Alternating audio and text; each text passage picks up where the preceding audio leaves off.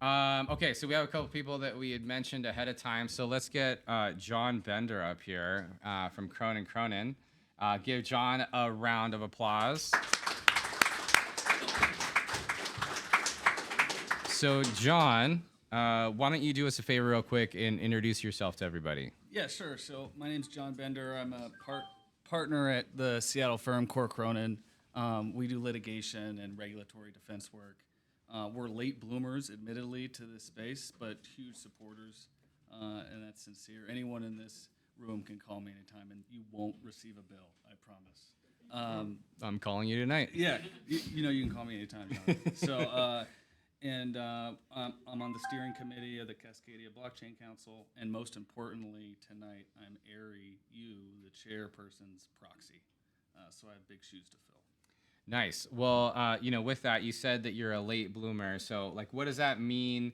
And like, when you got started, and then what was the driver to, get Cronin, involved in the space?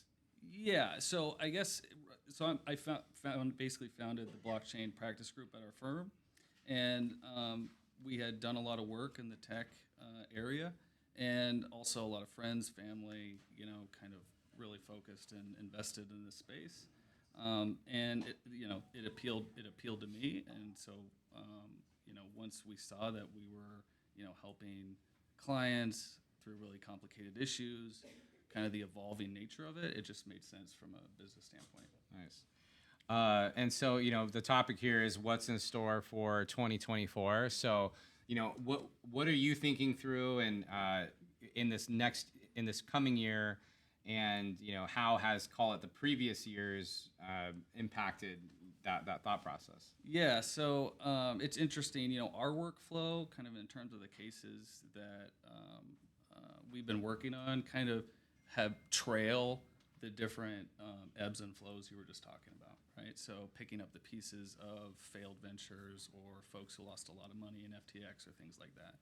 And we do both company side and investor side work. From kind of a intellectual academic standpoint, watching the theater play out with the SEC and the different things that are happening in the space is interesting, and that's going to continue to play out for at least a couple years. I think we're still like pre-first inning. The Coinbase and SEC theater is also interesting, right? Coinbase has sued the SEC saying you need to do rulemaking, right? Otherwise, we're all out here kind of stumbling around in the dark. The SEC sued Coinbase. We'll get some decisions that should provide clarity as well. And then, Washington State, folks like yourself, everyone in here are doing really cool things to try and lead the way. Yeah, let's talk a little bit about that. Some of the things, like we had a recent meeting and things like that. What are some things that you can share? For sure. And you'll have to forgive me. Ari sent me a laundry list of things to plug, and she's very strict. So I got to make sure I hit these. But so the first thing that I think is really cool and exciting is so the legislature, Washington, passed a bill that required the Department of Commerce to assemble a work group to put together recommendations for policy to lawmakers. And so the Department of Commerce essentially just did that, putting together kind of a smaller group that you sit on, I sit on, others. And I don't know, Jonathan, I was pretty encouraged by kind of the tone that was set by the department at our meeting last week. What did you think? Yeah, most definitely. Especially, seeing it from, years ago. Actually, that the very, very first token forum. So TF Labs actually stands for Token Forum. So we don't call it Token Forum anymore. But the very, very first Token Forum, we had Congressman Derek Kilmer there, and he was very supportive, of course, but not as intimately knowledgeable, as people have evolved now. So, to think about that and to think about, where we're at now, I'm definitely very encouraged that, there's people interested in the state government in making sure that, Washington has a foothold here. Yeah, and so I'm like a policy wonk. I know we all are, but I think it's really exciting because we get to put together like a concrete package of recommendations for folks at the state level, right? And that's where a lot of the cool work is happening across the country right now. The WTIA and ARI and others are working to establish an AI work group as well.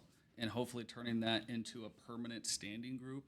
I know the legislature is super focused on AI, as is everyone. They're also working to build out use cases. So that includes regional economic visas with Canada, as well as verifiable credentials for the FIFA World Cup that's coming up in a couple years. And last but not least, there's going to be a pretty cool thing down in Olympia on February 21st. It's going to be Demo Day, where basically lawmakers are going to be able to interact with products and technologies our community is building, in the quantum, AI, and blockchain space. So that's something I'm looking forward to for sure. Awesome. Yeah. So, you heard it here first. There's lots of innovation happening at the state level, and lots of knowledge wanting to be had there. So for kind of the last question is what are that's kind of what you're encouraged by. Do you have any either predictions or things that you think might happen in the next couple of months from a policy standpoint? What are some things that you're thinking about when you think of Web3 or crypto or blockchain in 2024? Well, it's a great question, right? So you mentioned the Bitcoin ETFs, right? And I think you're going to see Ether ETFs for sure by the end of the summer. I think that's a huge kind of bellwether event, like you mentioned, to go mainstream with this technology. And I think, honestly, the litigation that the SEC is involved in right now is really interesting. There was a decision over the summer in the Ripple case, very favorable. The SEC really hasn't course corrected yet. Again, it's going to be interesting to see how that plays out. Yeah, awesome. Well, John, thanks for joining us, and appreciate everything you shared with us. Absolutely. Give John a round of applause. Appreciate it.